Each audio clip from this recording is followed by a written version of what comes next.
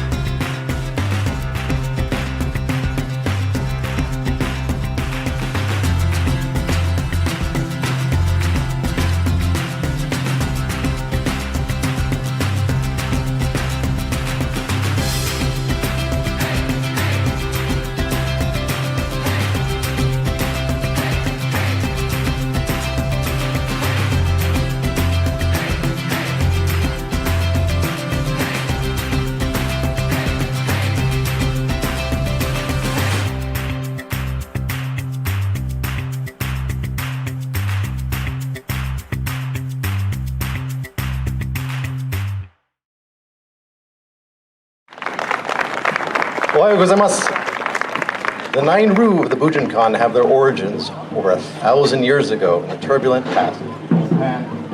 Survival skills were honed and perfected on many battlefields across almost 500 years of Japanese history. When a lasting peace finally arrived in the 1600s, our warrior arts were refined and organized into forms called katas, some of which you're going to see today.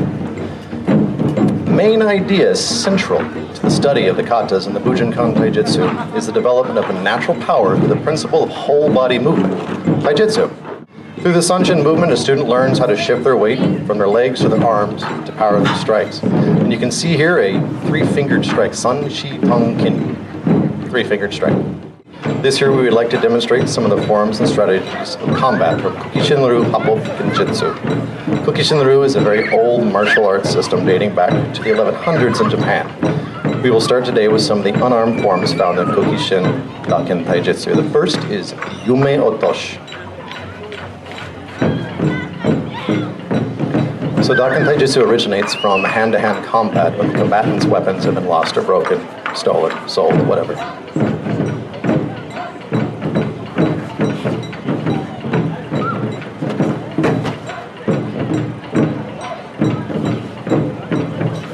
So the next thing we're going to look at is some Yorori.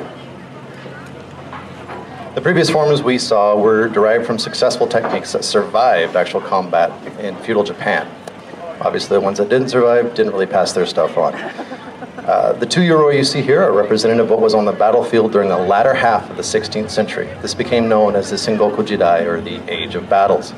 During these decades of near constant warfare, where various daimyo were fighting each other for dominance, the development of armor took a significant turn towards lightness, mobility, as well as rapidity of being able to get stuff made, and cheap. Cheap is a good thing when you're trying to get a lot of folks onto the battlefield.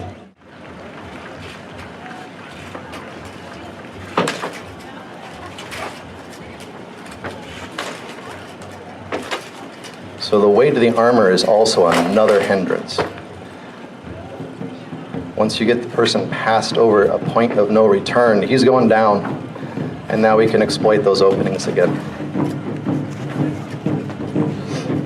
It's even difficult to get up front, as Greg is demonstrating for us.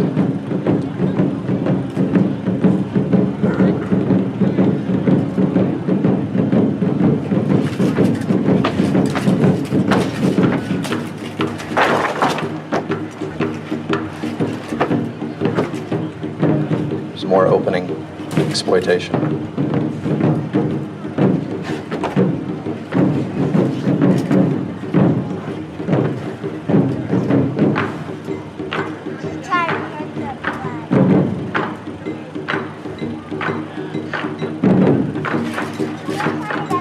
I think we have the perfect theme music for this right now too.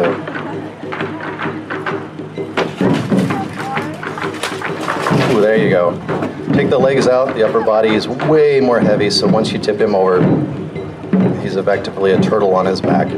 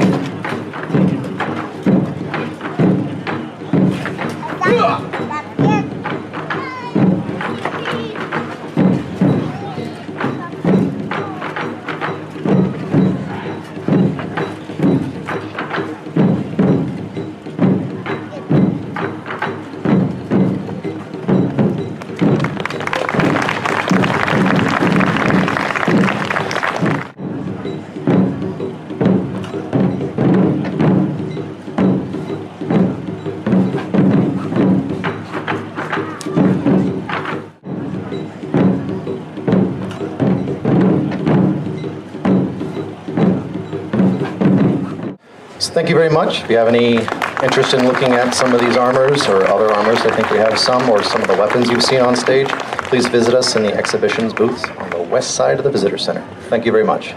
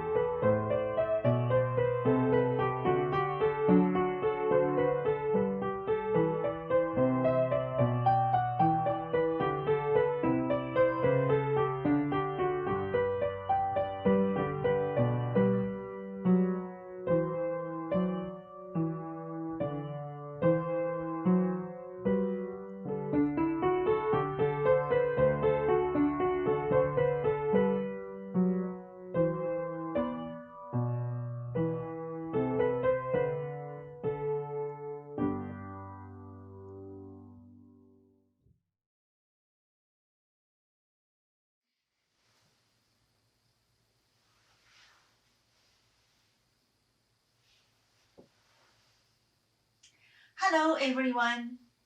Welcome to the Matsuri video presented by Chado Urasenke Tankokai Arizona Association. My name is Yuiko Ames and I am currently serving as the Chief of Administration for the Tea Group. It is a great honor to co-host this Chakai with my husband, Christopher Ames, who is also a member of the association. Our sensei, Keiko Soke Nakada, supervised us making this video for the theme of 1000 paper cranes, which is the theme for Matsuri 2021. We hope you enjoy watching the video as much as we enjoyed making it. では、よろしくお願いいたします。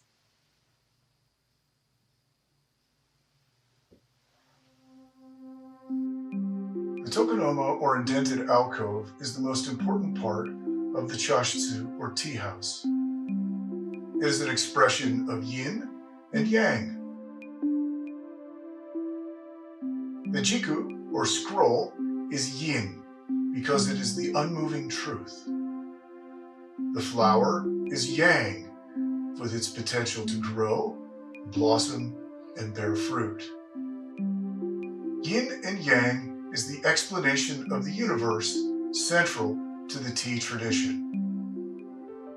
Today, the scroll reads, Ichiyu Senza no Uruosu, written by High Priest Genpo at the Obaku Mountain in Kyoto. This Zen phrase literally means the rain nourishes 1,000 mountains. The number 1,000 in Japanese doesn't only mean many, but it also has sacred significance. For example, Kannon, the Buddhist goddess of mercy, has 1,000 arms to save sufferers. Likewise, it's central to 1,000 paper cranes, the theme of Matsuri this year.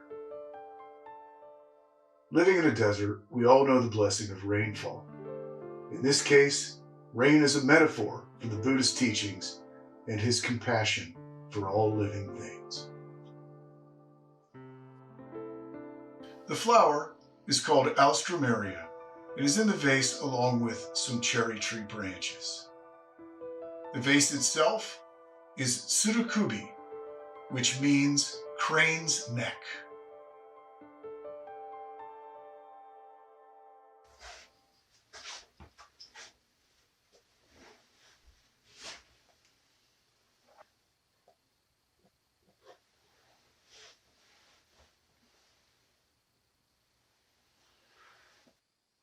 The sweets, or okashi, for today's ceremony are homemade cookies. My wife shaped them into hexagons to complement the theme of cranes. Hexagons are in a traditional Japanese pattern called Kikko-gara, or turtle shell pattern. Turtles are said to live 10,000 years, while cranes live 1,000 years. The crane and the turtle are best friends. They both symbolize longevity, and we often find them at weddings or other celebrations as a way to wish for a long, healthy life for all they're celebrating. 一服差し上げます。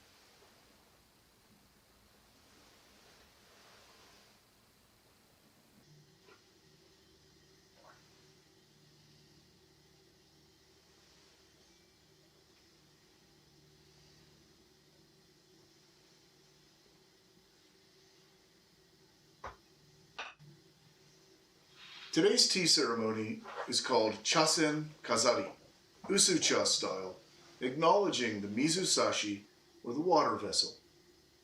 The water vessel we're using today is bizen pottery from a kiln near Hiroshima, Japan. Hiroshima is where Sadako Sasaki is commemorated as the young child who made the first 1,000 paper cranes as a prayer for peace after World War II. Usually when we make our presentations at the Matsuri site, we use braziers on the stage to heat the water. Those braziers are for summer tea ceremonies, while the rose style with the sunken hearth, as we're using today, is for the winter. For winter, the tea kettle as well as the cup of the bamboo ladle are larger in size as a way to show hospitality toward the guests.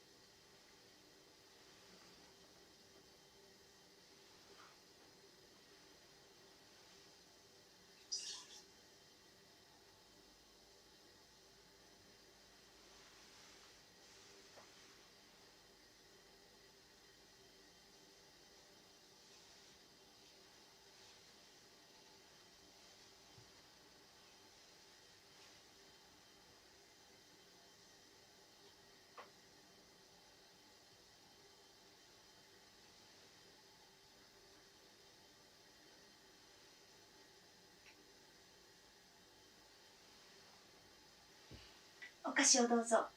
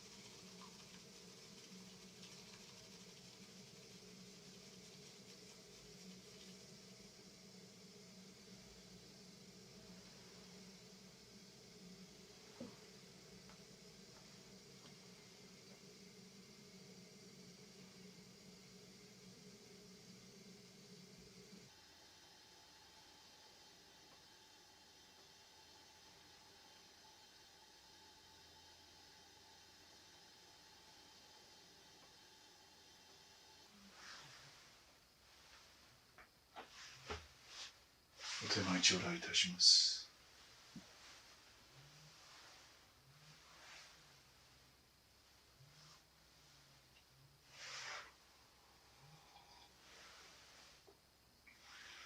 おふ加減はいかがでしょうか。大変美味しく頂戴しております。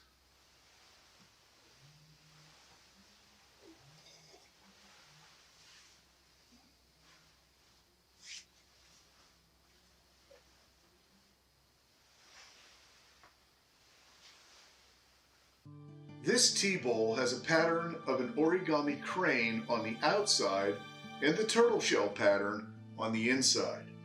It was supposedly made in 1964, about 50 years ago, when Japanese paper, as the paper we make paper cranes from, was the theme for the waka poetry recital at the imperial court in Japan.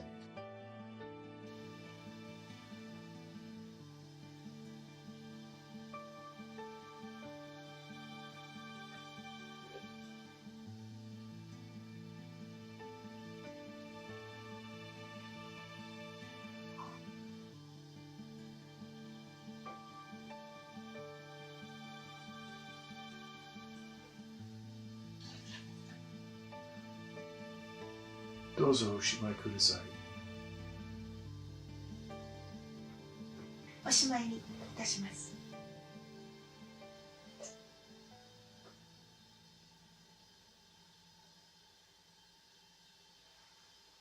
The host is now closing the ceremony. The first thing to do is to purify the bowl with some cold water from the vessel, the main utensil in the ceremony.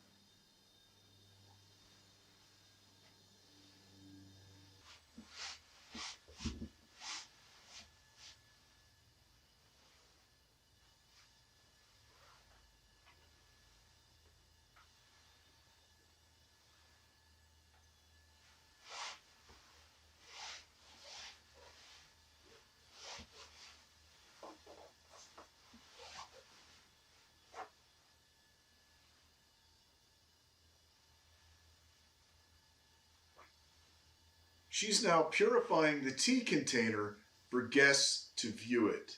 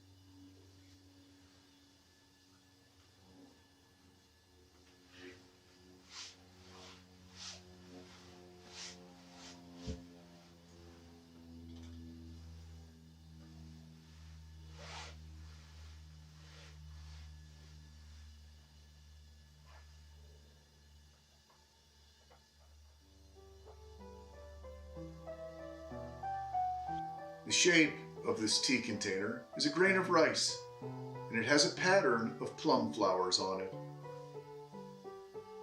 The tea scoop has a poetic name, Gazing Over the Ocean, or Bokai, and it was made by a Zen high priest at Dai Tokuji Temple in Kyoto, Japan.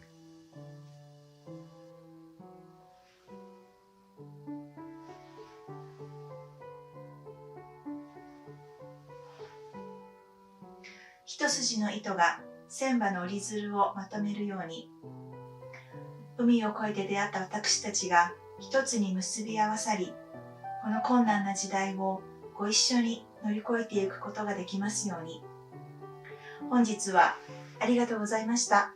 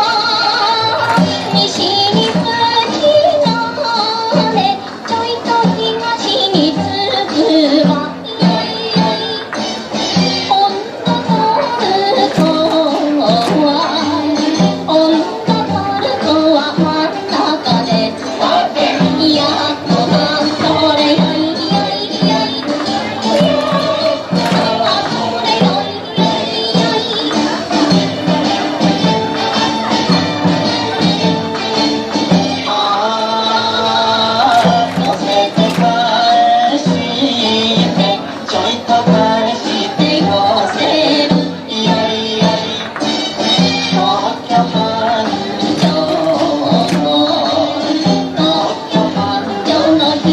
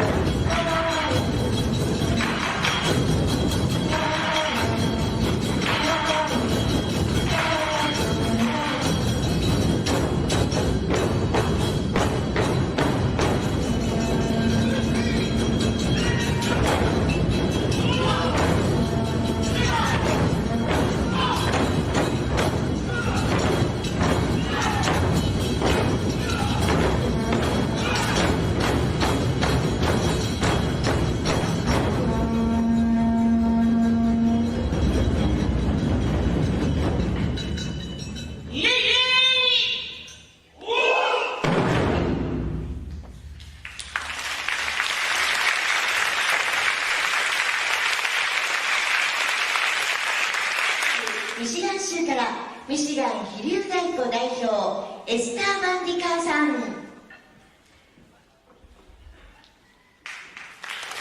い、皆さん、はい、ありがとうございます。そしてアメリカ合衆国アリゾナ州から不死鳥太鼓の皆さん。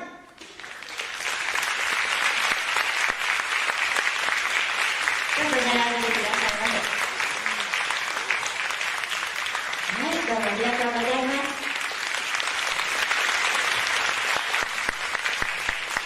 同じくアメリカ合衆国アリゾナ州から腰尾組の皆さんです。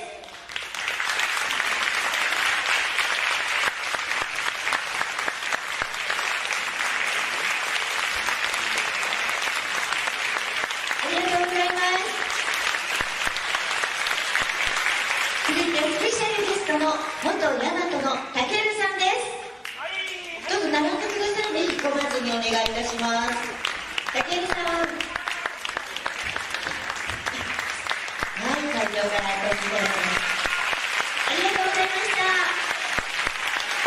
皆さん並んでくださいね。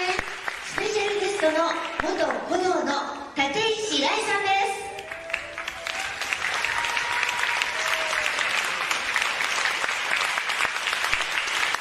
ありがとうございました。9時からは下釜上がり太鼓保存会の皆さんです。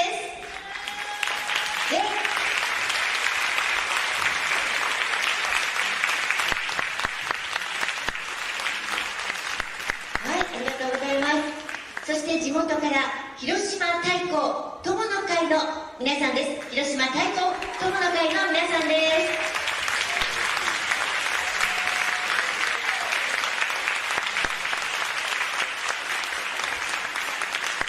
ありがとうございました。広島文教大学附属高等学校和太鼓部文教太鼓葵の皆さんです。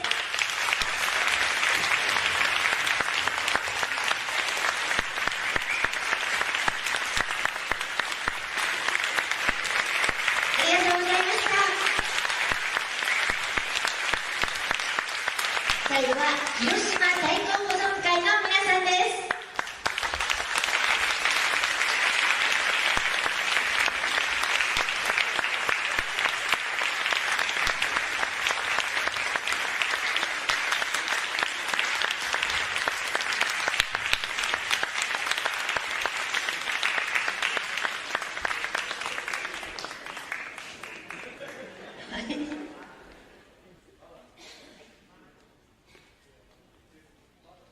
はい、ありがとうございました。はい、ひとまずご挨拶からお願いいたします。さて、ここでですね、村方一木先生に花束のプレゼントがございますが、皆様からですけれども、代表していただきまして、大沢若菜ちゃん、若菜ちゃんとカズマくんからの花束のプレゼント、代表してお出しいただきました。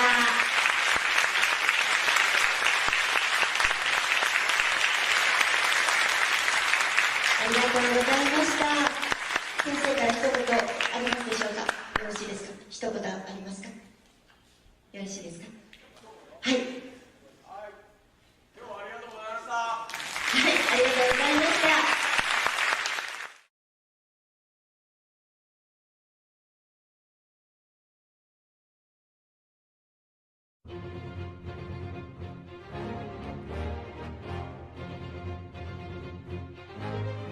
Long ago, when warlords ruled this land, there were warriors who protected the people, clad in the powers of the ninja, wielding legendary blades, warriors with righteous hearts. Their name is none other than the Shinobi Rangers.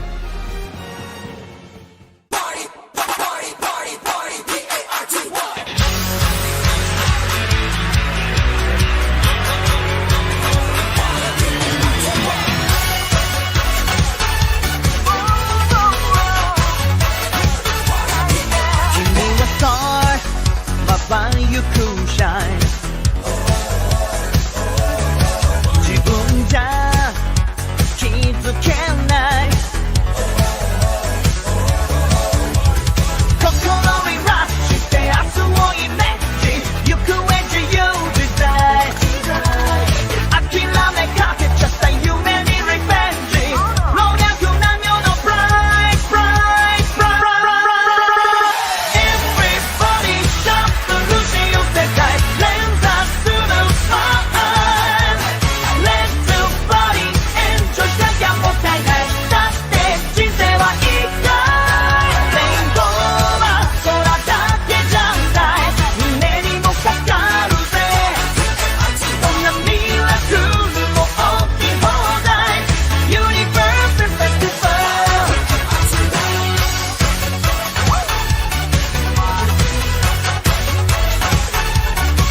らしさが爽快将来は君になりたいすでに誰もが持ってる優しさ遺伝子時に見失い傷つけ合っても絆にチェンジ人類みんな兄弟Everybody 絶対的存在全員なんかの天才 Let's do party 先輩後輩と乾杯ライバルも一体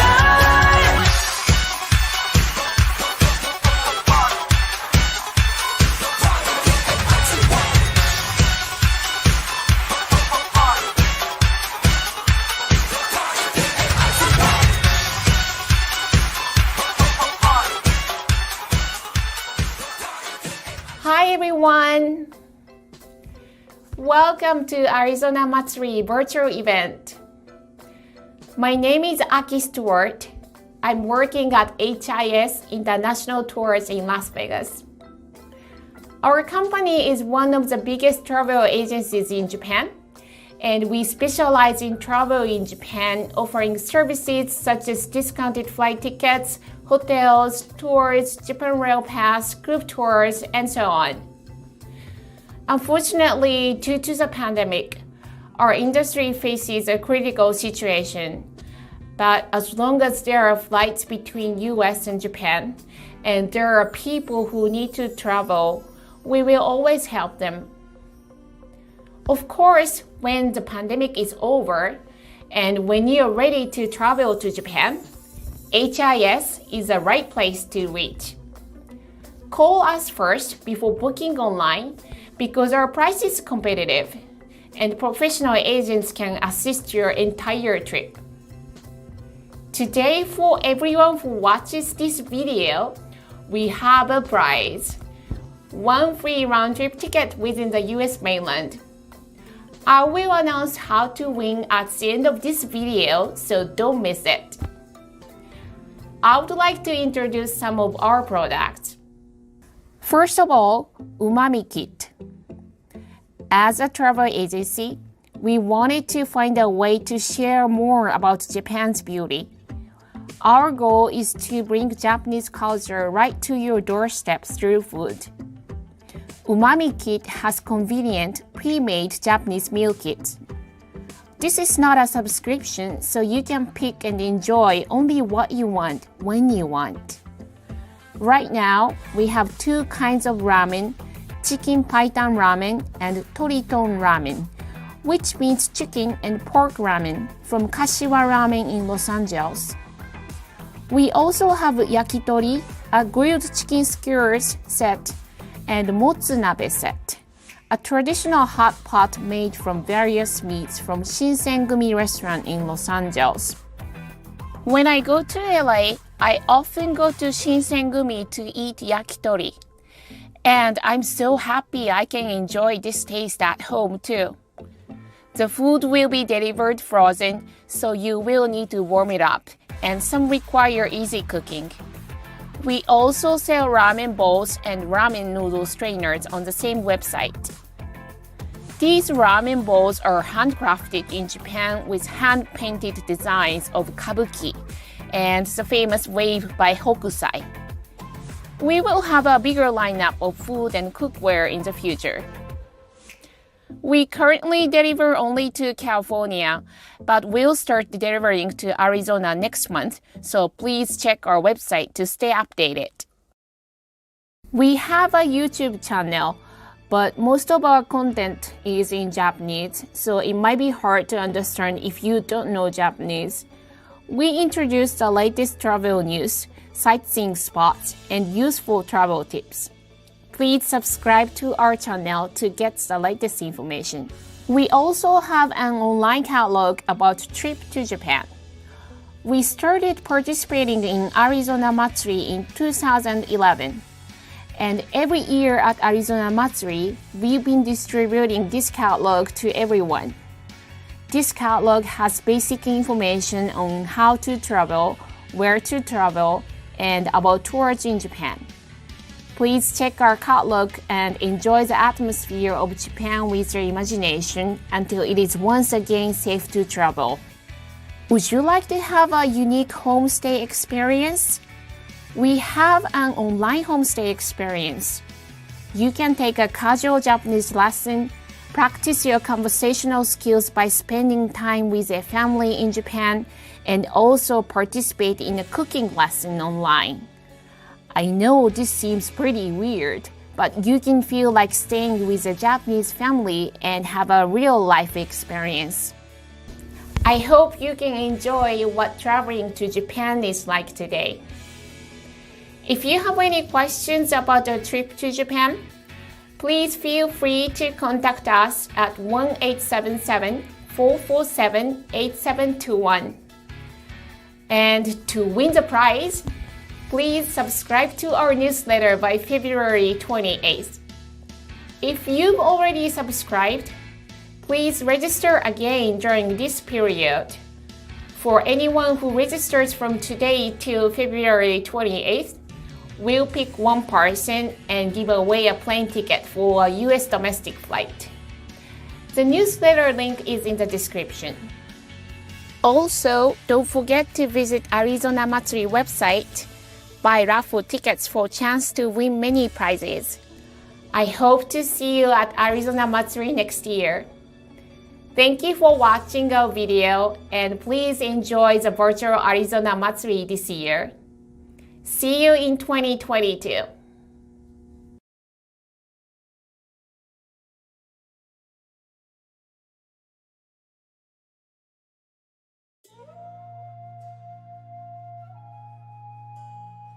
Cute, colorful kimonos.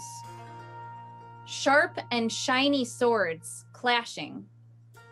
Running as fast as the wind.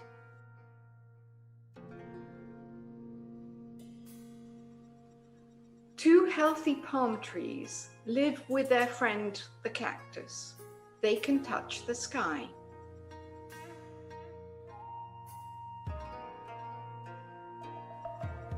Feathery leaves burst and fracture the foundation. Now it's shredded wheat.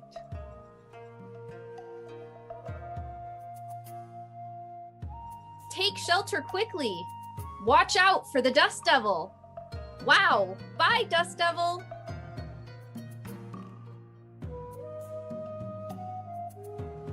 Thunderous downpour awakening creosote, releasing magic.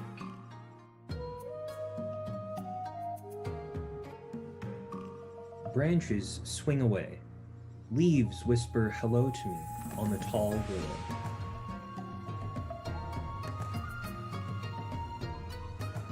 Oranges, like the sun. I rest among the tree's shade, leafy green branches.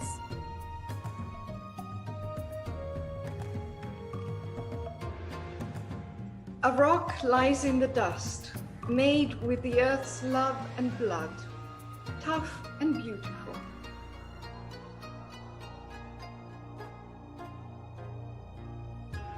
On a lily pad, the pond is very silent. Splish, splash, peace again.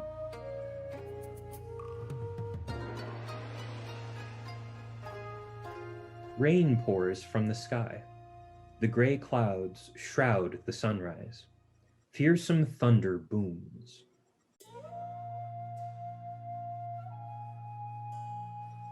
Shadow of the hill, blanketed in the morning, wrung out by the sun.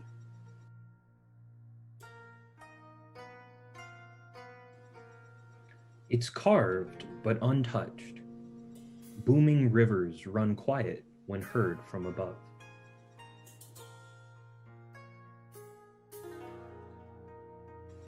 A drum roll begins. A flash lights up the warm air. Tears run down the cacti.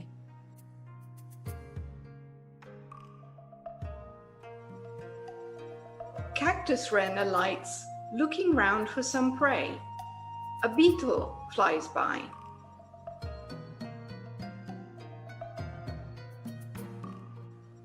They stretch for miles long, more layers than a sweet mousse. The Grand Canyon glimmers.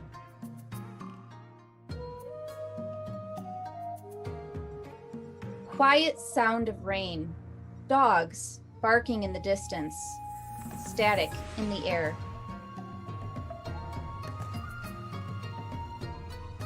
Mesquite leaves play tag. The sun sleeps under a soft cloud, a rare light drizzle.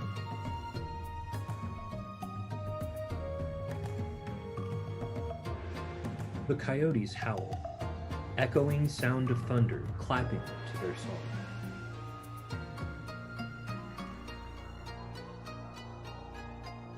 In a cloak of night, the coyote braves the road, not once looking back.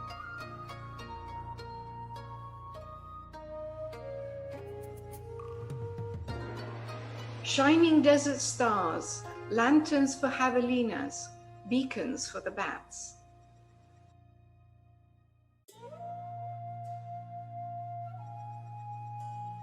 In the Ghost's Valley, we build high-rises on graves. Canals are their veins.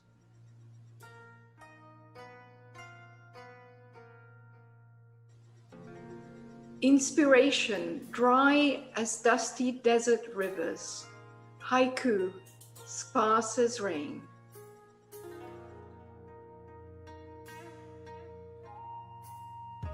Hummingbirds, soft jewels, sear the air around a flower. Mine, for an instant.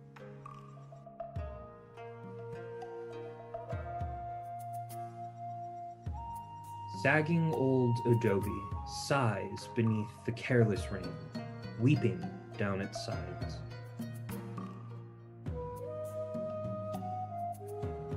Dry breeze inviting tumbleweeds to a frolic in my swimming pool.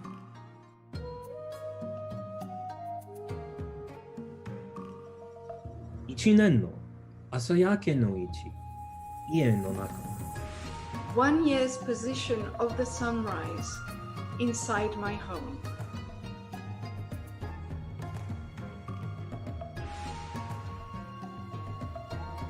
Atsui kaze, shinku mukai, sora o yaku. Hot wind, deep crimson sea of clouds. The sky burns.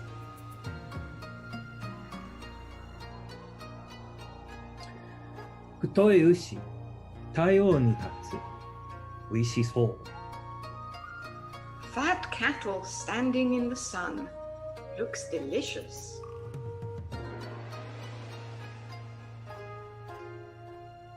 Kawazoko ni ashiato no koshi, hishiku. In the riverbed, footprints remain. Beasts go.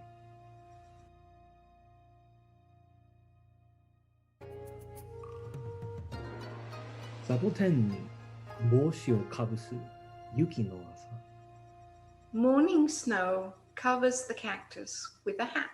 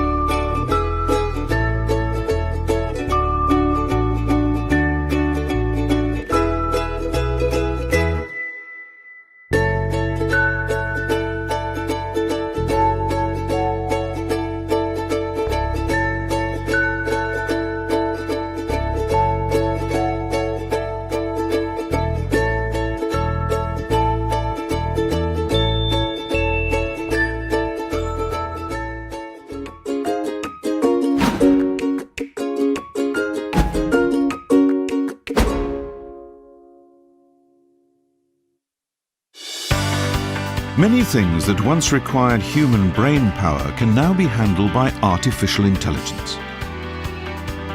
AI's ability to swiftly analyze complex data lets it identify individuals in a crowd, or precisely predict traffic flows to alleviate congestion. Now, a new use has been found for AI in Japan in the world of manga and anime. A service called Sai-chan uses AI to create unique illustrations of faces. It works like this. Choose the face you like best from the first selection presented. The AI analyzes your preference and instantly creates 14 similar images.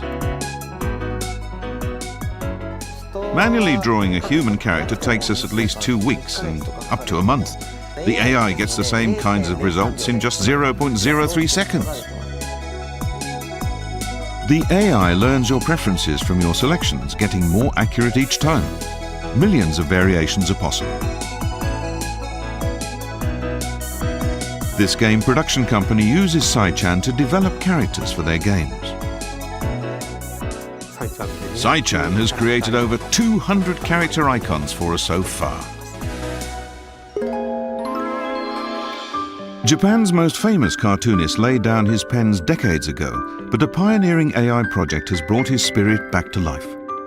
Tezuka Osamu, known as the god of manga, left behind over 700 works. His constant theme was the dignity of life amid the dangers of excessive reliance on advanced science and technology. What kind of work would Tezuka create if he were still alive today? A solid-state memory manufacturer decided their big data techniques could answer that question. We wondered if our technology could also contribute to creating manga, that essentially Japanese art form. As an expert in AI, Professor Kurihara Satoshi is a key member of the project. We set ourselves a very challenging goal: to create work so convincing in style that it would feel as if the artist had returned to life to draw them. Many elements are involved in making a manga, from frame design to dialogue to the graphics themselves. A human artist like Tezuka can combine all these elements to tell the story, but AI isn't currently capable of the entire process. Professor Kurihara used over 200 of Tezuka's works to train the AI to recognize his unique style of storytelling and character development. The AI produced a plot outline that could have been by Tezuka himself. Based on this, human writers developed the story. The hardest part was creating the characters. Tezuka had a unique visual style, employing strikingly distorted facial features and expressions. Human readers easily recognized that these are faces, but the AI saw only lines and dots, and its efforts to create people in the same style were a failure. The team decided to expand the AI's facial recognition capabilities, training it with photos of faces to understand that manga-style faces represented humans. Tezuka widely observed human faces before drawing his characters. We hoped that imitating this process would produce characters that resembled his. Their idea worked perfectly. The resulting characters could have come straight from Tezuka's own pen. Completing the work required only some fleshing out of details by human artists. Set in the near future, the story explores the issues we will need to face as technology continues to advance in power. The same theme ran through all Tezuka's work. At a time when humanity is debating how to coexist with artificial intelligence, this work by an AI emulating Tezuka's thinking carries an important message for the world.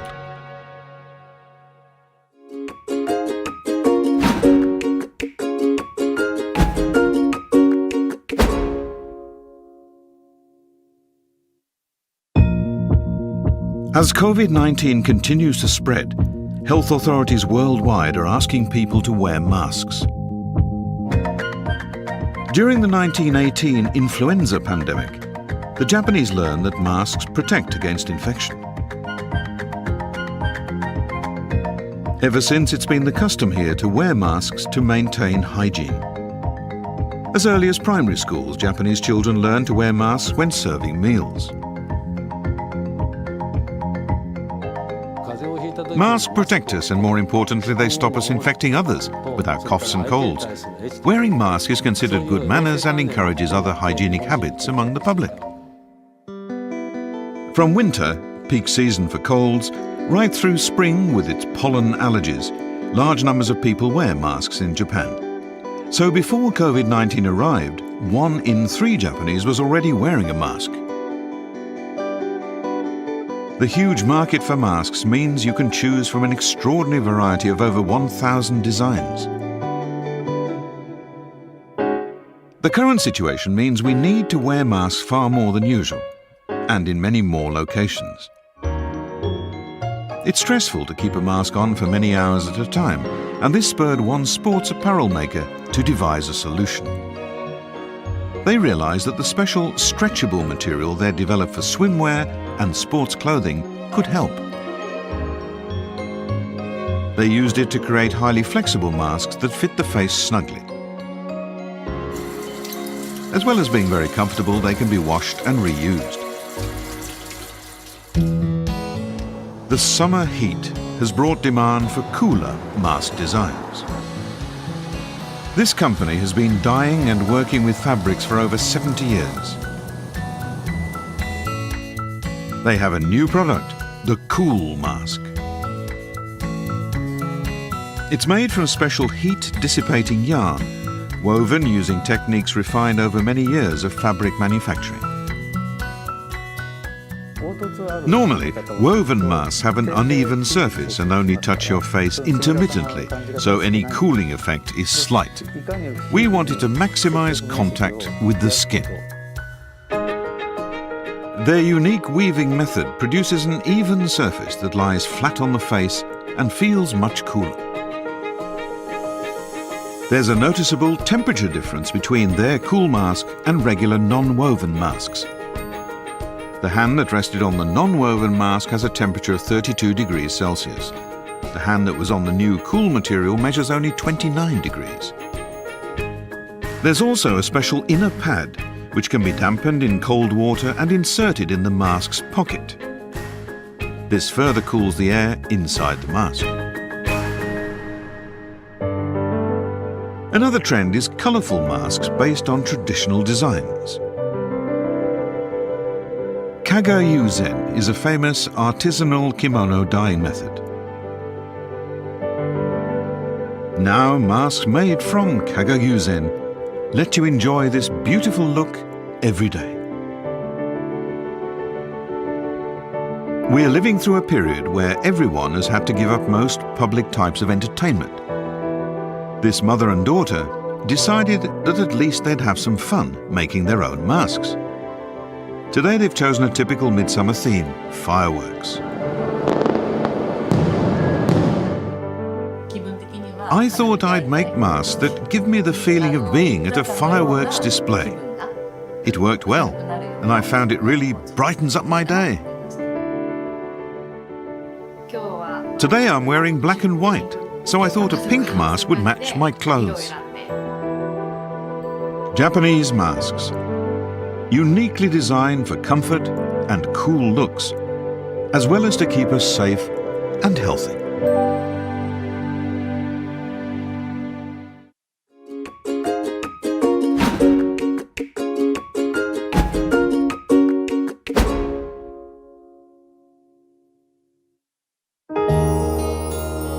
Tenugui hand towels have long been a feature of daily life in Japan. Made from thin cotton, they come in a standard size of 35 by 90 centimeters. This versatile towel first became popular about 400 years ago. At first, it was simply for wiping away perspiration or protecting the face or hair from dust.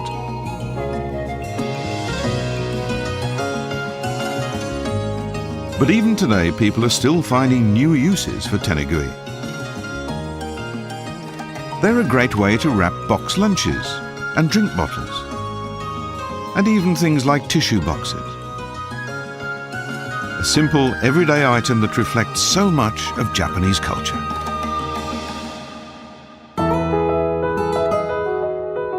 Modern designers are finding that tenugui are a great medium to express their creativity.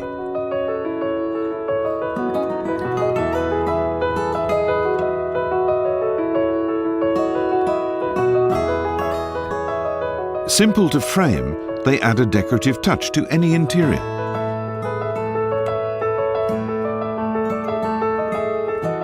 Some tenugui are really small works of art. The beautiful gradations on this design are achieved using a traditional technique called chusen dyeing. This store has a history going back 150 years. This is Kobayashi Takuya. He continues the tradition of chusen dyed tenugui. Each piece is crafted individually using quality cotton chosen to feel good on the skin. First, a stencil is placed over the cotton material. The artisan then spreads glue through the stencil. The dye only colours the unglued parts, revealing the pattern from the stencil.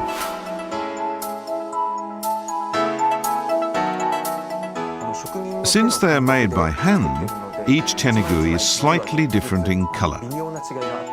Everyone's tenugui will be unique. For more complex designs, the artisan creates walls of glue to prevent the different colours spreading and mixing as they are applied. The real skill lies in creating gradation effects. To do this, the cloth isn't soaked in glue and two colours are applied simultaneously. Kakigori is a kind of shaved ice popular in summer. Delicate gradations of colour suggest a summery feeling.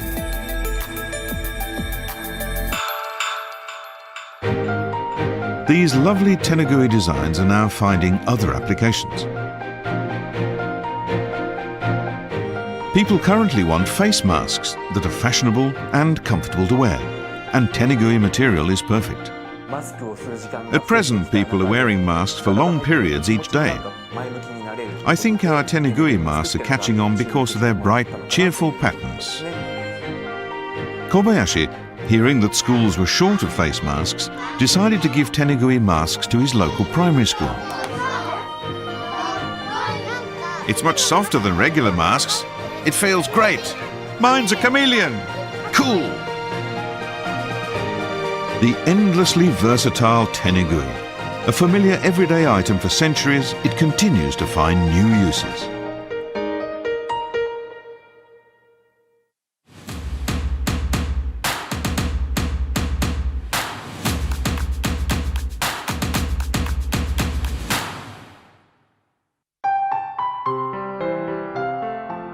Japan's traditional costume, the kimono. In the past, this was an everyday garment. Today, it's mostly worn for special events and ceremonial occasions. The roots of the kimono date back to the 8th century. It went through many changes before evolving into the kimono we see today. Made in an almost limitless range of patterns and colors, kimonos express the range of Japanese aesthetic sensibility. The Tango region faces the Sea of Japan in the north part of Kyoto Prefecture. This is where almost 70% of Japanese silk kimono fabric is made. The fabric is called Tango Chirimen. At the region's annual kimono festival, the streets are filled with people proudly showing off their favorite kimonos.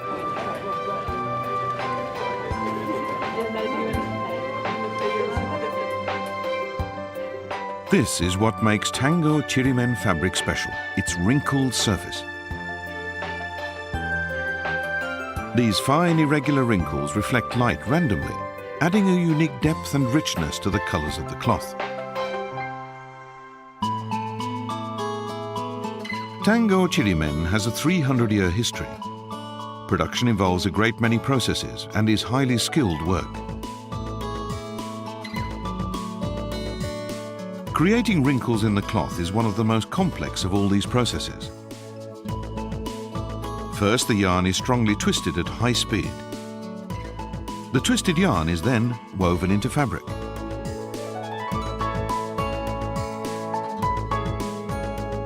This is followed by immersion in hot water to clean it. In the hot water, the twisted yarn loosens and tries to return to its original shape. It's this that produces the distinctive wrinkles. It gives the cloth a very beautiful luster. That's why our fabric was always highly valued and used for top quality kimonos. Recently, kimono designers have been taking their motifs from the world outside Japan. This kimono was inspired by one of Argentina's most famous glaciers. Silver and blue yarns are interwoven to suggest streams of melting ice on the glacier surface. This project was a great opportunity for me to get to know other cultures and at the same time to communicate Japanese culture to the world. One of Kyoto's oldest kimono stores is also one of the most adventurous.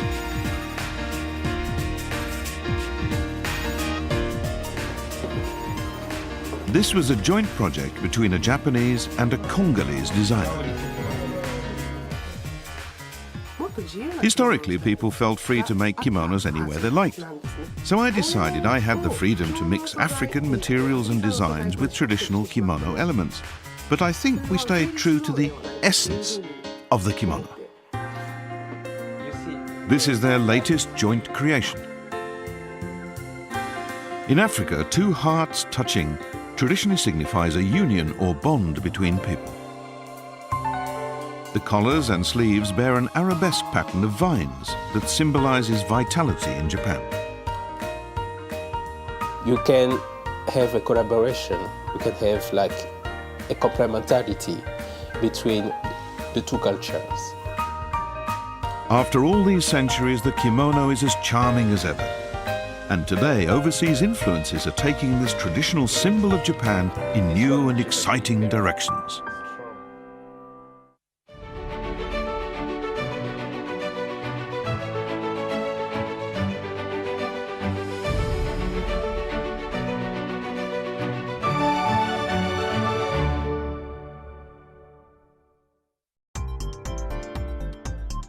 The Japanese currency is the yen.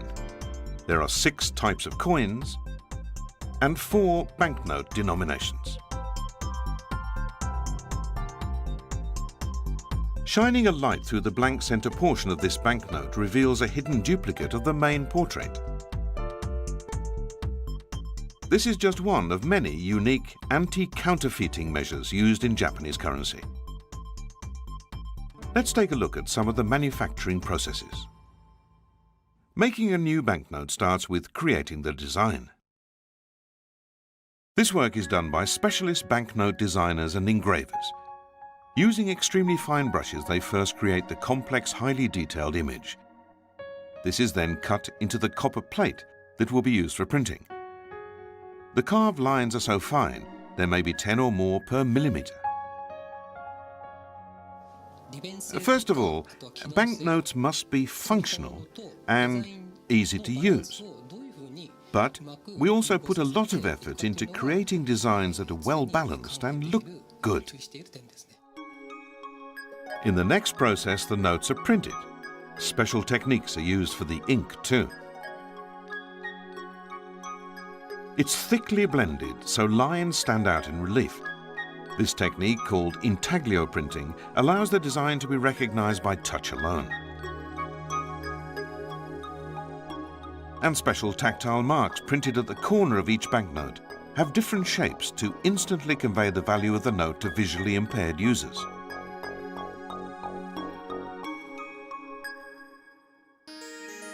The most important technologies in currency manufacture are those to prevent counterfeiting. To make them harder to forge, many of the lines in a banknote design are printed narrower than a human hair. The name of Japan's central bank is printed in letters invisible without a magnifying glass. Such designs are impossible to reproduce without very sophisticated printing technology. Microprinting techniques that produce effects invisible to the naked eye are highly effective against counterfeiters. The edge of the largest value 500 yen coin is helically milled to give it a pattern of slanted grooves. This makes the coin much more difficult to fake. Earlier coins had vertical grooves that are easier to mill. The Japan Mint developed the world's first method for mass-producing coins using helical milling. This advanced technology is patented worldwide.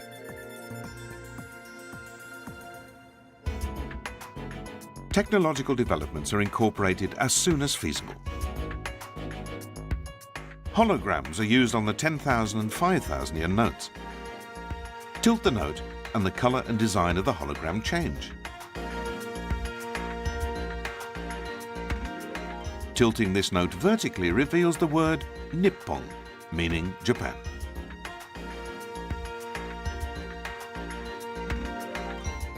Similar technology is used for coins. Changing the angle of view reveals hidden writing in the zeros.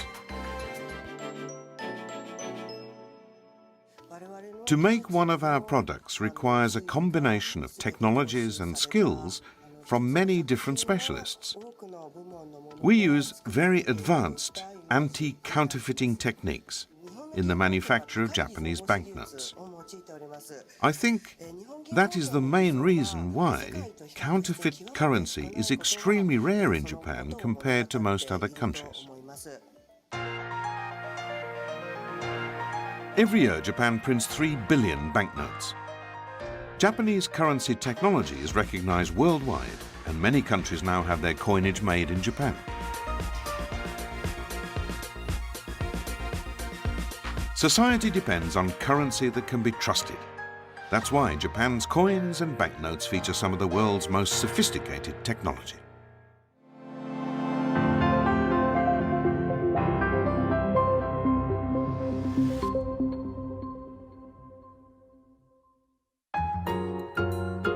Nagoya is a major city in central Japan. On its outskirts lies Arimatsu, home to a famous traditional craft called Arimatsu Shibori tie-dyeing. These cotton-dyed fabrics have always been popular for summer clothing. Tie-dyeing is a method of resist dyeing, where parts of the fabric are tied, folded, or wrapped. This creates white patterns in the places where the dye doesn't reach. The method is used the world over. What makes Arimatsu Shibori unique is its complexity and depth. More than 100 traditional techniques are still in use here. This craft has been practiced for over 400 years. It's mainly the town's women who ensure it continues to flourish. Good morning, everyone! Hitomi Takahashi is one of the town's best dyers. Based on her years of experience, Takahashi expertly ties the cloth with thread to create intricately beautiful patterns. There are no sketches or plans. She ties each knot to achieve design she mentally visualizes. After dyeing, the tightly tied-off parts will stay white and create the patterns. The finished product is bold and striking, but a closer look reveals detailed, sharp distinctions between white and colored areas. This is what makes Takahashi's design so appealing. You don't always have to produce exactly the same pattern, and that's what fascinates me. Getting a new generation interested is important, and I'm doing my best to involve more young people in our craft. It would be a shame if it died out. A group of young Arimatsu dyers is experimenting with new ways to use these traditional techniques. Yu Ito is one of this group. Ito learned a traditional method in which folded fabric is compressed between boards. The fabric is folded into triangles, then tightly bound between two boards.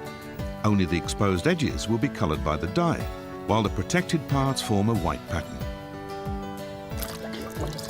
Patterns also depend on how long the fabric is dyed and how deeply it's dipped into the dye. This requires a high level of skill. Ito wanted to take this traditional method a step further by using multiple hues to create more colorful designs. Her idea was to use brushes to apply extra colors. Here she's brushing yellow dye along a corner edge.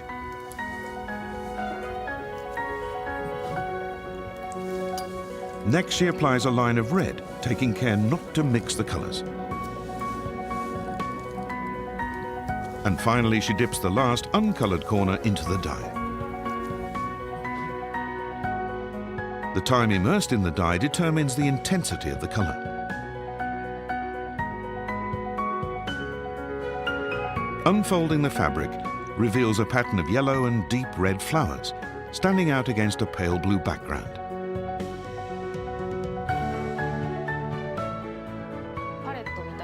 I wanted to be able to pick and apply the colors just as I liked, the way a painter uses a palette.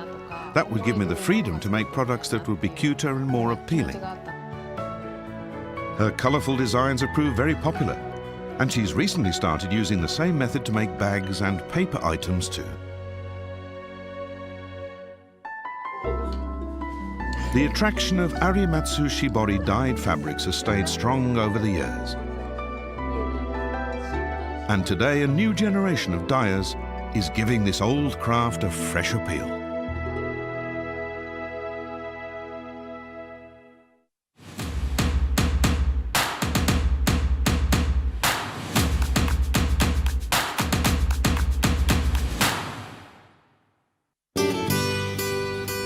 Kumamoto Prefecture is located in the south of Japan on the island of Kyushu. It has a population of about 1.7 million.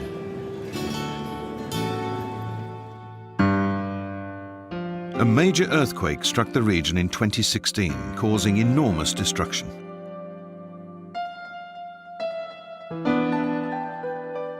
The most notable victim was Kumamoto Castle, a greatly loved landmark built over 400 years ago. Many parts of the castle, especially the massive central keep, suffered extensive damage. But the biggest problem facing the restorers was recreating its traditional tiled roofs.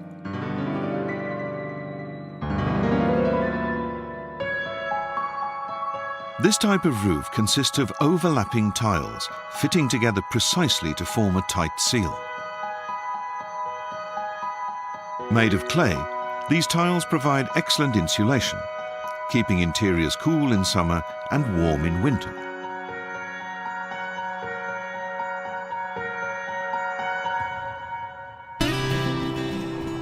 Born into a family of specialists in this traditional craft, Shinya Tsueyoshi is the area's most expert roof tiler.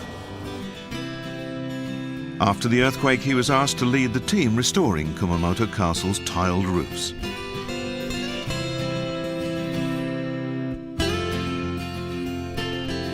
It was a hectic time for Tsueyoshi, already inundated with orders from homeowners with earthquake-damaged roofs. But he had a reason for saying yes to the castle job. I believed it was important to restore the castle in order to rebuild Kumamoto's self-confidence and belief in our future.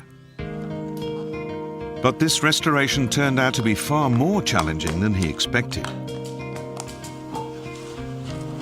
Because they're made from clay, there are always slight differences between tiles after firing. Look at that! When one tile is fitted over the next, there's usually a small gap.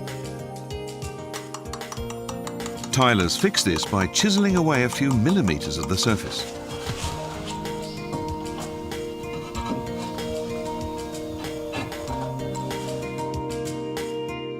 But Kumamoto Castle's roofs are vast, requiring tens of thousands of tiles. Tsueyoshi's team had to chisel and adjust them one by one to ensure a perfect fit. Tsueyoshi himself laid over 4,000 tiles. The most important thing for me was just to give it my best try. Lots of locals, especially the elderly, came and told me how they were waiting to see the castle restored to its old beauty. By October 2019, 3 years after the earthquake, the castle keep was ready to be opened again to the public.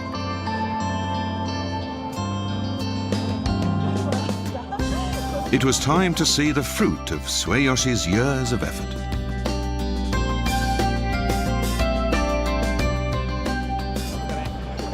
He and a teammate came to enjoy this special day. It really looks good. It's an awe-inspiring sight. This castle has always been the symbol of Kumamoto, you know. My work here is done at last. The castle is restored and ready for people to visit and enjoy. It's been a long wait for Kumamoto, but their castle proudly stands in all its strength again. A fitting symbol for the restored spirit of a proud region. Hi everyone, my name is Eileen Takaguchi, and I'm the treasurer for the Arizona Matsuri and have been for the last 3 years. My mother was involved since inception, so 37 years ago, and I became more involved about 5 years ago. I grew up with the festival because I did classical Japanese dancing and would perform at the festival, as well as modeled like the wedding kimonos and whatnot. So I just love this festival. I support it. I can only see it growing and getting bigger. And we have just such great vendors and exhibitors. Everyone is just wonderful to work with. So I'm happy to be here. And I hope you guys are too.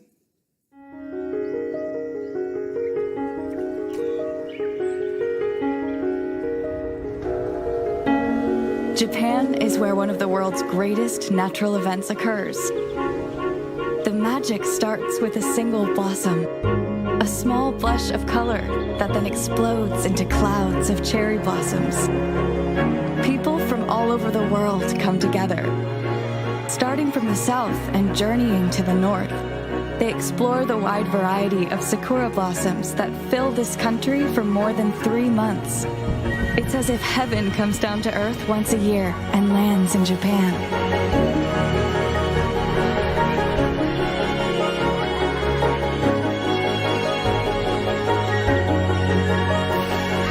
What I saw, what I felt under the sakura, was a dream come true.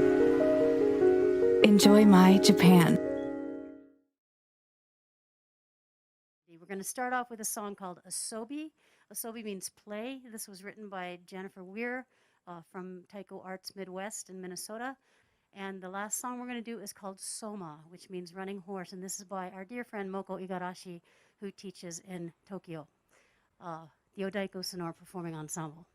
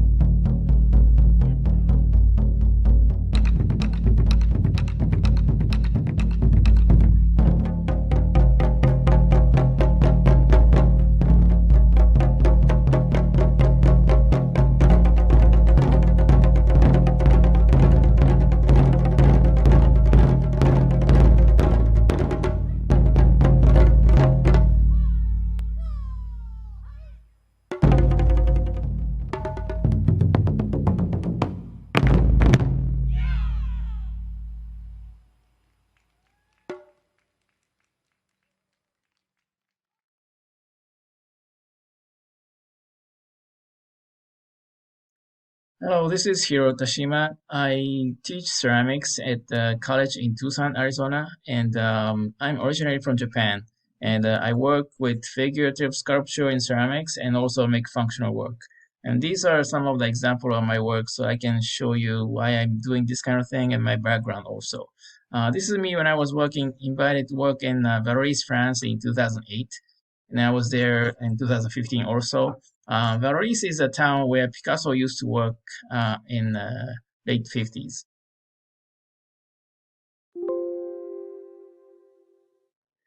And United States is about 20 times bigger than Japan and land-wise.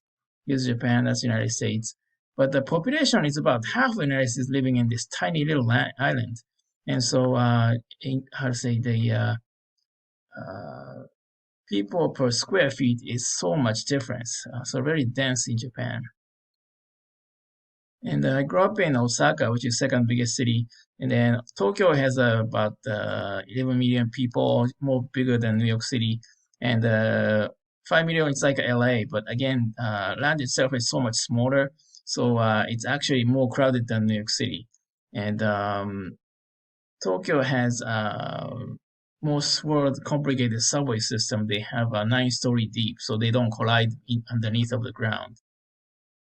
And I was born in Hiroshima, and you may have a story about the atomic bomb, Hiroshima and Nagasaki. Those are the places there. And Japan is a mixed culture, east and west. If you got to go to work in rush hour, you don't want to drive there because it's just too much cars and you don't get there on time, too much traffic jam.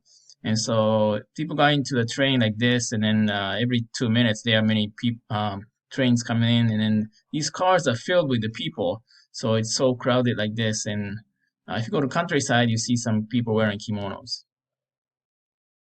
And then this is Tokyo, more than 11 million, like I said, and you may have seen this in the movies and stuff, highways and subways and all the signs and neon signs and Japanese characters and such. And then Kyoto is one of the oldest capital of Japan, and they have some many tradition and culture was still preserved. This is Kinkakuji Pavilion. This was built in 790 AD, so it's been there for a while. This is two big religion in Japan. Shinto is a Japanese origin religion, and then Buddhism came to Japan around 3rd century with the Chinese characters. And so this is a huge Buddha inside. They have 550 tons of bronze they use, and they have about this big. You can see human beings only did a little thing, and they use 290 pints of gold. And this is Hiroshima, the place I was born, and more than 20,000 people died from one bomb. And my grandfather was firefighter in Hiroshima, and the day before atomic bomb was dropped in August 5th, he got a telegram from his grandmother that she was sick, so he got permission to go see her, and he was going to come back that night, but his grandmother hid his bicycle, so he couldn't go back to the train station on time, so he missed the last train. And on the next morning, August 6th, when he was trying to go to work at 8:15, atomic bomb got dropped. So he saw the mushroom crowd and a huge sound from a distance. And then he got into the military jeep with his fire department ID. And but by the time he went to the city, all his colleagues was in skeleton because ground zero reached about 6,000 degrees. Nothing could survive. And Hiroshima Peace Memorial Park is still there. You can see. And people ask me, I must be culture shock when I came to the United States, but not really. When I grew up, the year I was born in 1969, McDonald's came to Japan. So I grew up in the kind of Americanized Japanese societies. And then this is Osaka at night. You can see, many skies and, lights everywhere. It's much more crowded than New York City. And this is me when I was Children's Day. We don't wear kimonos only in special occasions. And this is me when I was 5. My brother was 3. And I started learning English from my mother when I was in 5th and 6th grade. I started listening to the same music from I was listening to this music, and it says, So I learned this Tucson from this song, and when I was 6th grade, and I never thought I would get a job in Tucson to teach art and live in this town. Then I used to race with the motorcycle. I still ride motorcycle every day. But road bike racing, you need the money, but skill, but you also need a lot of money because whenever you tune up the bikes or we crash it, you have to spend so much money to fix it and such. And these bikes, 1100 are so fast, it can go to speed you can fly about 190 miles an hour.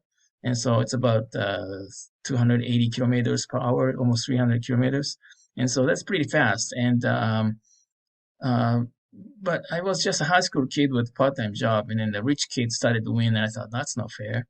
And then I started to race with dirt bike racing, and it's not about the bike anymore because your bike is already way too powerful for the dirt. It's a matter of how you make your motorcycle grip the ground to go faster, and it's a devotion. So I used to race a lot when I don't have a class at school, and then I went a lot of races and broke so many bones. And then after you broke so many bones, you start to win the race. And so I have a lot of trophy in my house. And then I approached art in the same way. I have made a lot of pieces, and then I show my piece in a group show, magazine, and TV shows start to happen. Awards and grants, and public collection, public art. Things start to happen. So that's how I approach to art. And then came to visit the United States for the first time when I was 20 years old to visit my friend's house. And my mother was teaching English, so she became friends with this.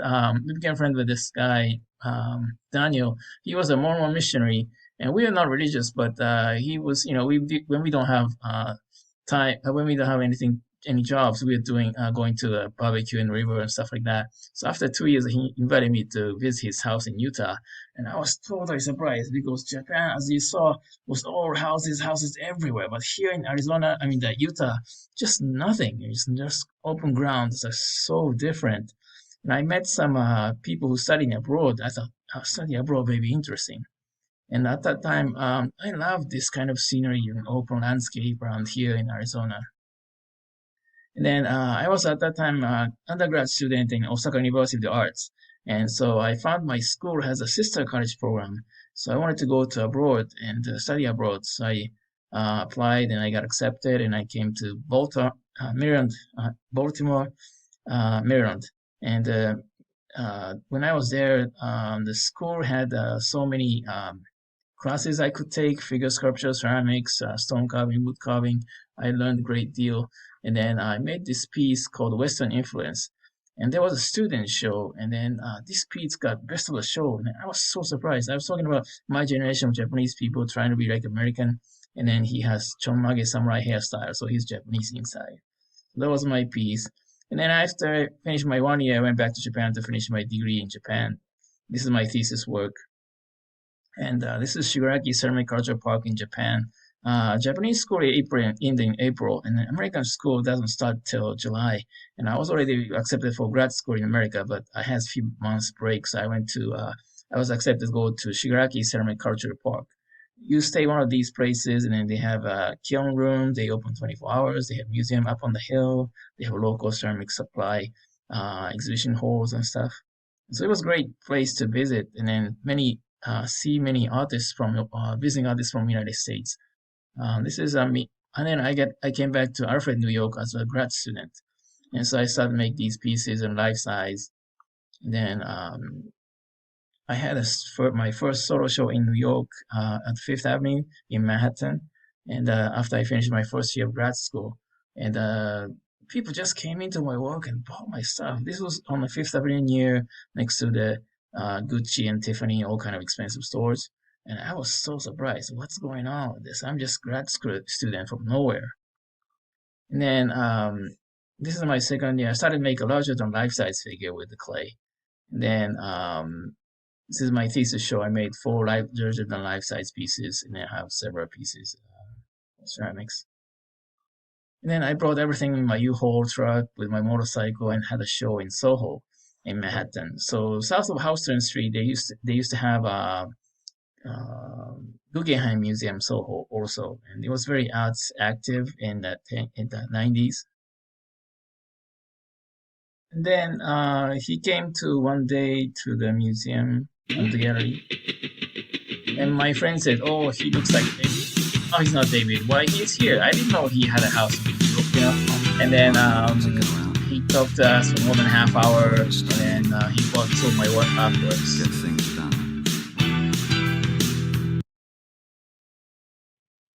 Then a year later, he called me up in my studio and said, "Are you interested in putting your work in my website as a featured artist?" I was like, "Wow, this is great!" You know, it was still back in 1996, so website art setting was not quite happening, and so it was very great to see how he can do this website, and we sold quite a bit on his website. Then I had a show, started doing an installation piece in Barrick Museum in Las Vegas. So I had to cross country from Philadelphia to bring this piece to a museum in Las Vegas. And then I was helping this international ceramic workshop in Tokoname for the wood firing. So I met different artists from all over the world, and that was an interesting experience. Then one year, Paul Solner came as a visiting artist. Paul is this guy here, and he's known as a father figure for American ceramics. He introduced American raku style to American ceramic artists. And so when we were in onsen in hot spring, we were bathing, and then he said, "Hey, everybody stand up." So we had to stand up. But I didn't want it to hurt your eyes, so I put the black line there. And so I like to do some wood firing in my work also sometimes. And then this was a piece I got a grant from Phoenix Arts Commission, and it's called Last Supper. So this is all ceramics. Mother is talking to father, he's not listening. He listening to the paper. And then son is not listening either, he's eating instant noodle. And then sister is not participating in the dinner also. She's maybe sexually harassed and then died, and there's dinner for her on table. So this is from our recent event. We used to kind of communicate to each other on the dinner time. Mother asks the son what's happening today and so forth. But these families are not communicating anymore, just doing their own things in their own time.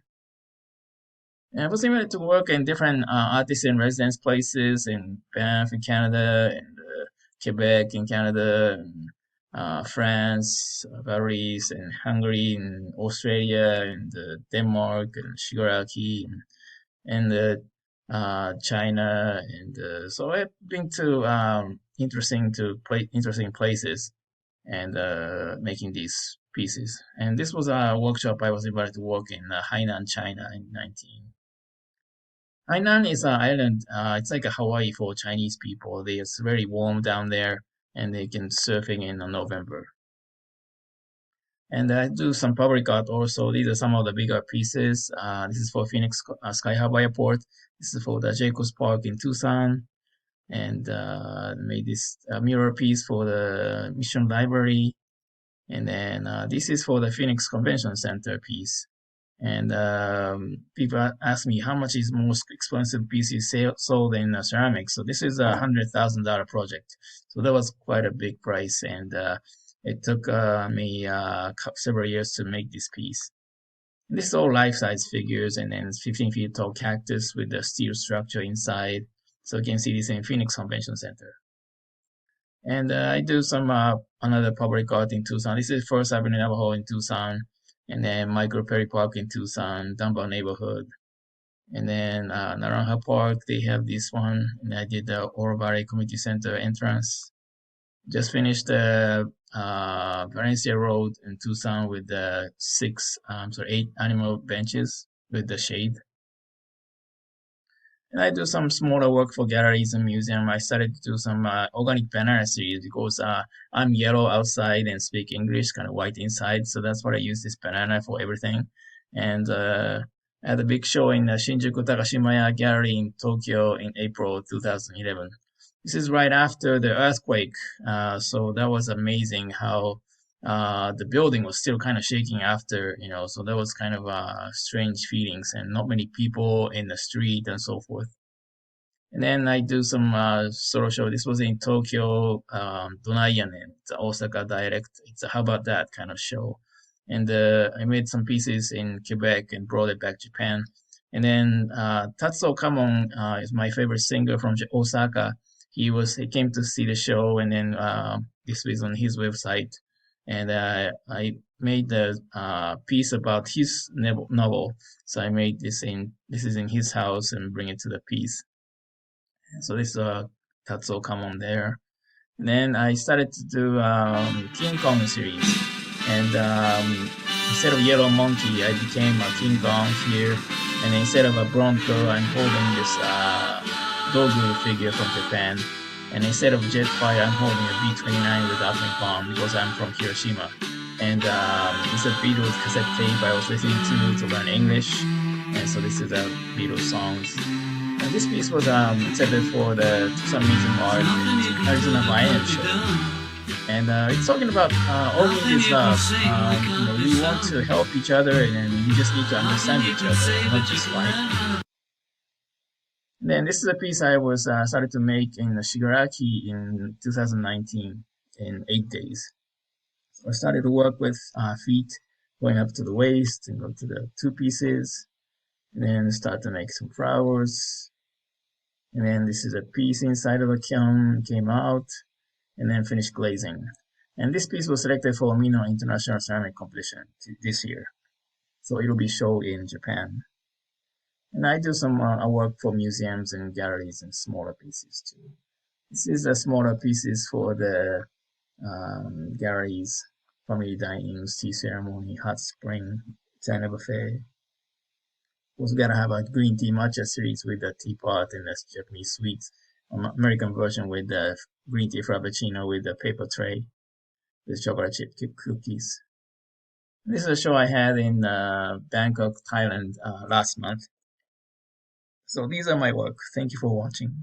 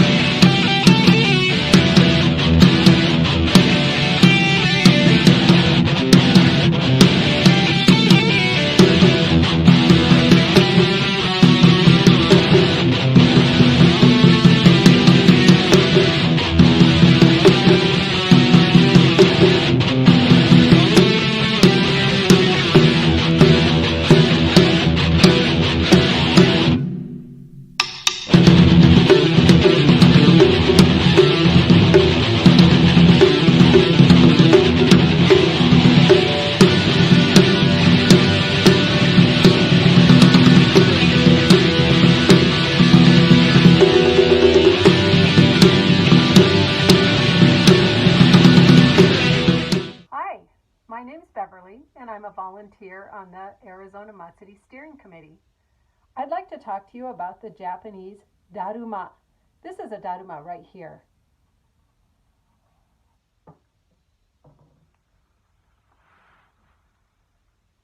Daruma were first developed in approximately 1764. They've remained popular as good luck charms. As you can see, they have no arms or legs because the legend that was that during Daruma's long 9 years of meditation in China, his arms and legs reportedly atrophied and fell off. Most of the dolls are red because that color has long been associated with warding off illness.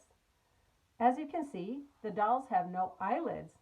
This is due to the legends that says that the Dharma once fell asleep during meditation, and in anger when he woke, he cast them off to prevent sleeping ever interrupting his meditation again. Daruma are typically made of paper mache and are often sold at temples and festivals. They come in many sizes, many shapes, and now many colors. Most of them are male. However, female dolls are called hime daruma or princess daruma or onna daruma, female daruma. Daruma dolls are also called tumbler dolls, oki agori koboshi, because when they are knocked on their side, they would pop right back up, linking them to the proverb, if you fall down several times, get up 8. In Japanese, to have good luck, it is said, me ga deta, literally translated to, eyes come out. Eyes are an important symbol of luck and winning. Kaiganshiki is the eye painting ceremony. Daruma are sold without the eyes painted in. At auspicious times like New Year's, weddings, the birth of a baby, and other important junctures in a life, a daruma doll is purchased, a wish is made, and the left eye is painted in. The daruma is then placed in a visible place. That way, the person who painted in the eye can see it every day and be reminded of their goal. When the goal is achieved, the right eye is painted in, giving thanks.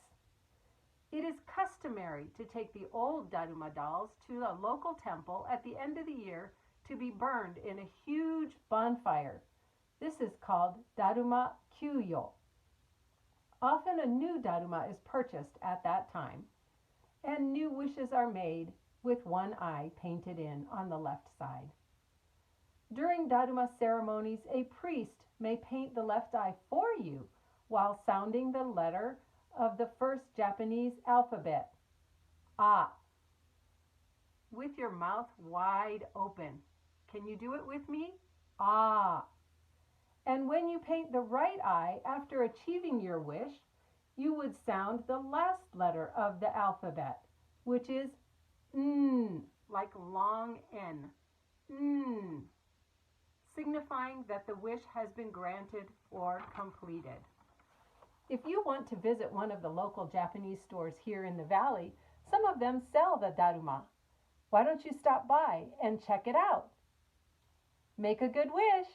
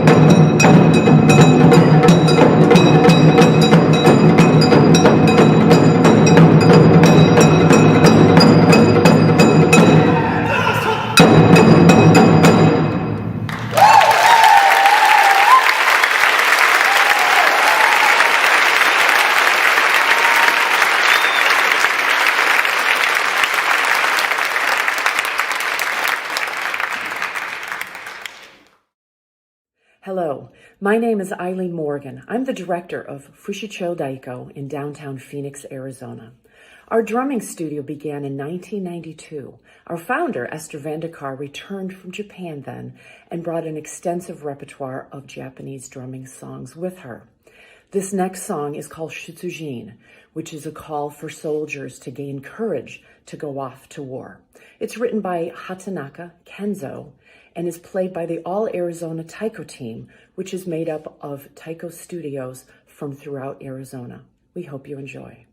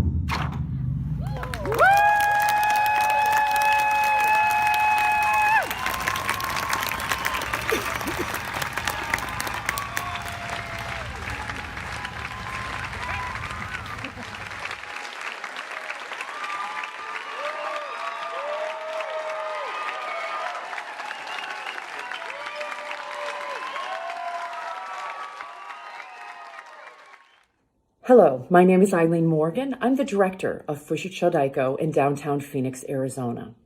The All Arizona Taiko team began in 2005.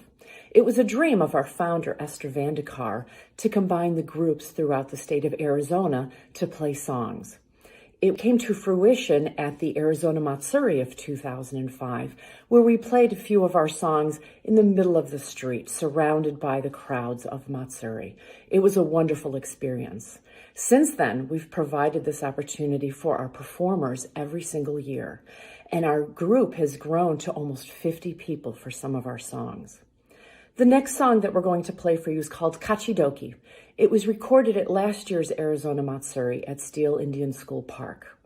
Kachidoki means victory, and it was written almost 40 years ago by Kenzo Hatanaka, who wrote it in honor of Matsuyama, a city on the island of Shikoku, and its 90th anniversary of its founding. The rhythms are indigenous to that area, do, godo, go, don. So listen carefully for those rhythms. Again, Kachidoki.